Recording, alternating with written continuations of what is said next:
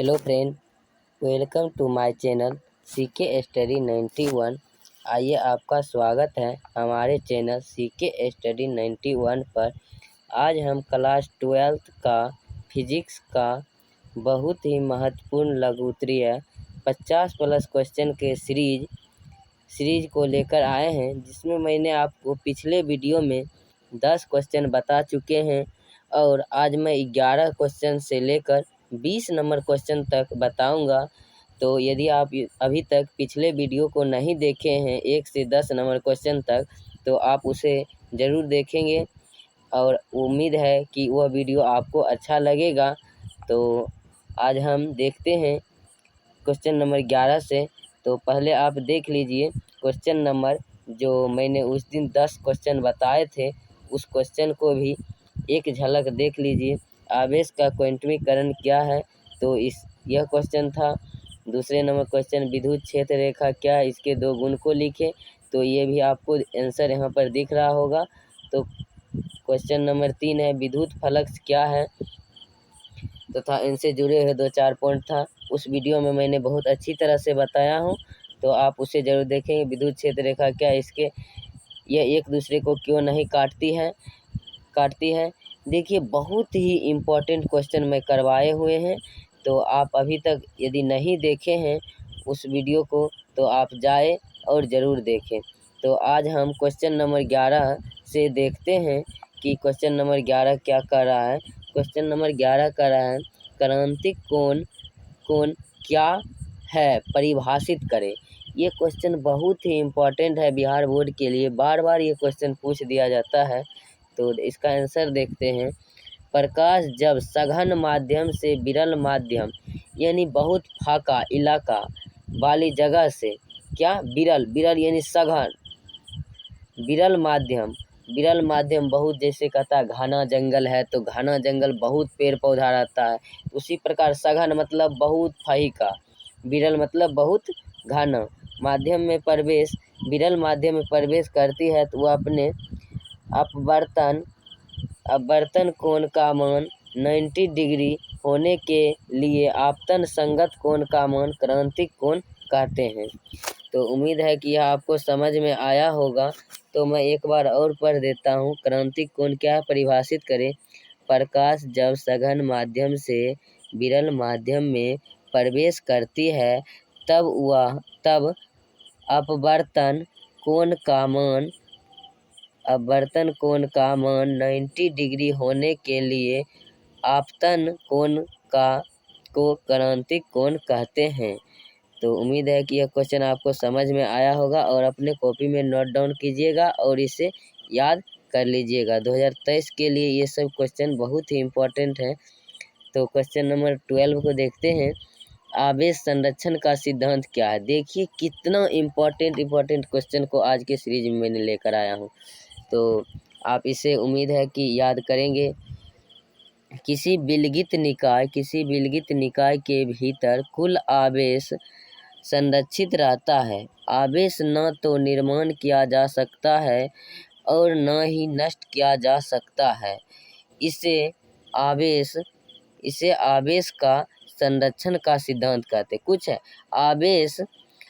आवेश एक विलगित निकाय के भीतर क्या रहता है, संरक्षित रहता है। आवेश को न हम तो निर्माण कर सकते हैं, मतलब नहीं बना सकते हैं, और न ही उसे क्या कर सकते हैं, नष्ट कर सकते हैं। तो उसे क्या कहते हैं, आवेश का संरक्षण का सिद्धांत। तो क्वेश्चन नंबर 13 यहीं पर है, तो इसे भी देख लेते हैं। विद्युत आवेश, यहाँ पर आवेश होगा, क्या होगा, आवेश। मिस्टेक हो जाता है थोड़ा सा, तो आप इसे देख लेंगे कि, तो यहाँ पर कह रहा है, तो विद्युत आवेशों के 2 मौलिक गुण को लिखे। तो 2 मौलिक गुण मैंने यहाँ पर लिख चुका हूँ।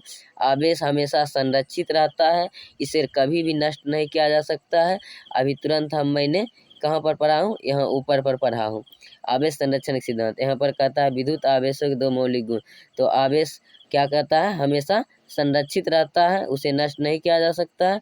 दूसरा नंबर है, आवेश योगात्मक होता है, इसे याद रखेंगे। तो क्वेश्चन नंबर 14 की तरफ चलते हैं। तो क्वेश्चन नंबर 14 है, कि आवेश का रैखिक घनत्व क्या है। देखिए आज बहुत ही इम्पोर्टेंट सेशन होने वाला है, क्योंकि जितने भी क्वेश्चन आ रहे हैं एकदम हाई लेवल के क्वेश्चन हैं, जो कि आपके एग्ज़ाम बिहार बोर्ड हमेशा इस क्वेश्चन पर टारगेट करती रहती है। तो देखिए आवेश का रैखिक घनत्व क्या है। प्रति, यहाँ पर होता प्रति, क्या होगा प्रति एकांक लंबाई में आवेश के परिमाण को प्रति एकांक लंबाई में आवेश के परिमाण को धारा घनत्व कहते हैं। यहाँ पर धारा होगा, क्या होगा, धारा नहीं, रैखिक घनत्व कहते हैं। यहाँ पर क्या होगा, यहाँ पर रैखिक होगा, क्या होगा, रैखिक धारा घनत्व कहते हैं। तो इसे आप देख लीजिएगा। इसे हम लैम्ब्डा से सूचित करते हैं। किससे, आवेश का रैखिक घनत्व को किससे सूचित किया जाता है, लैम्ब्डा से सूचित किया जाता है। लैम्ब्डा ऐसे होता है, तो इसे याद रखेंगे। तो इसका एसआई मात्रक क्या होता है, कूलम प्रति मीटर होता है। तो अगले क्वेश्चन की तरफ बढ़ते हैं। तो आज का अगला क्वेश्चन है, विद्युत क्षेत्र क्या है। किसी आवेश के चारों ओर के वह क्षेत्र जहाँ पर आकर्षण या प्रतिकर्षण बल का अनुभव हो उसे विद्युत क्षेत्र कहते हैं। देखिए विद्युत क्षेत्र कुछ नहीं है, किसी आवेश के चारों ओर का वह क्षेत्र।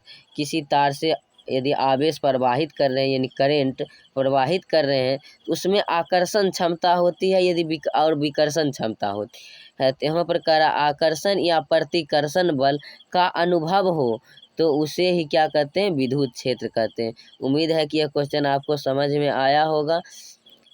तो अगले क्वेश्चन की तरफ बढ़ते हैं। तो अगला क्वेश्चन है 16 नंबर, गॉस का प्रमेय को लिखें। बड़ी इम्पोर्टेंट क्वेश्चन है, तो इसे हम देखते हैं।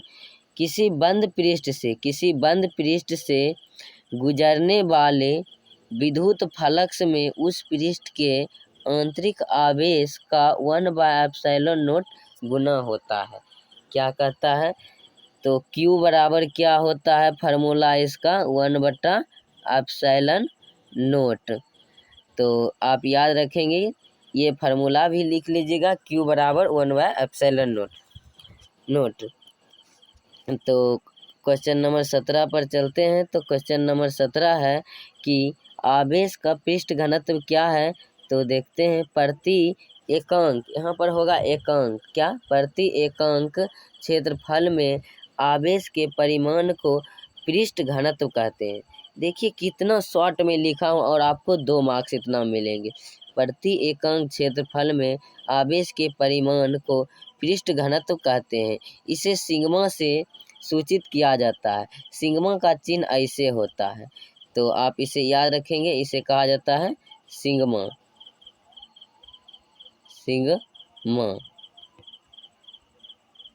कहा जाता है। इसे सिग्मा से सूचित किया जाता है।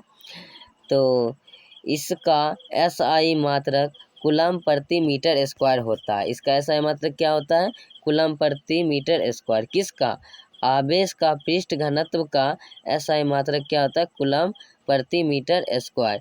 इसे कभी कभी ऑप्शन में ऐसे दे दिया जाता है, कूलम मीटर ऊपर -2, यानी नीचे से यदि ऊपर जाता है तो इन्वर्स में चला आता है। तो आप समझ जाएंगे, तो इसे आप स्क्रीनशॉट भी ले सकते हैं। तो अगले क्वेश्चन की तरफ चलते हैं। Question number 18। क्वेश्चन नंबर 18 हमारे सामने है, विभव मापी के उपयोग को लिखें। बहुत ही इम्पोर्टेंट क्वेश्चन, अपने आप में बहुत ही इम्पोर्टेंट है। तो विभव मापी का उपयोग निम्नलिखित है। आप ऐसे लिख लेंगे, इसके बाद पॉइंट बनाकर लिखेंगे कि क्या क्या उपयोग है। दो तारों के दो सिरों के बीच विद्युत वाहक, सिरों नहीं, दो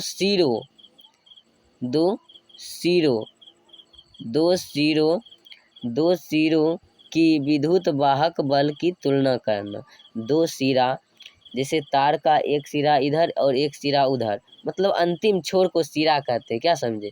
दो सिरों के विद्युत वाहक बल को तुलना करना, किसी सेलों का विद्युत वाहक बल ज्ञात करना, किसी सेल का आंतरिक प्रतिरोध ज्ञात करना। इसमें समझाने वाली बात क्या है, सिर्फ आप इसे कॉपी में नोट डाउन कीजिएगा और इसे याद कर लीजिएगा।